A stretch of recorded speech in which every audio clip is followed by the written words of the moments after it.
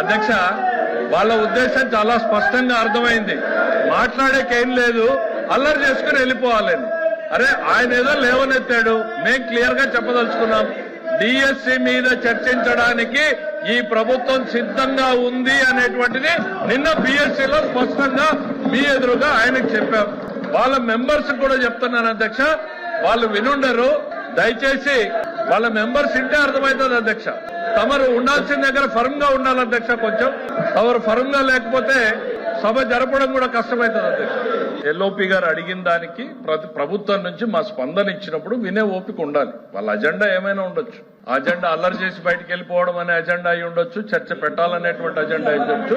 Government వారి side నుంచి నిన్న తమరి సమక్షంలో చాలా డీటెయిల్డ్ గా మా వాయిస్ ని వినిపించాం. డిఎస్సి మీద చర్చించడానికి ఈ ప్రభుత్వం సిద్ధంగా ఉంది.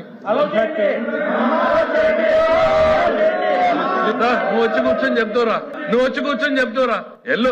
మీరు లెజిస్లేటివ్ అఫైర్స్ మినిస్టర్ చెప్పేటప్పుడు ప్రభుత్వ ఆలోచనని వినకుండా మీరు డిక్టేట్ చేయాలనుకుంటే జరగదు, ఇంపాసిబుల్. ప్రజలు ఎవరు ప్రభుత్వాన్ని నడపాలి అనేటువంటి నిర్ణయాన్ని ప్రజలు డిసైడ్ చేశారు. ప్రభుత్వాన్ని ఎట్లా నడపాలి, ఏ సబ్జెక్టులు తీసుకురావాలనేది ప్రభుత్వం ఛాయిస్.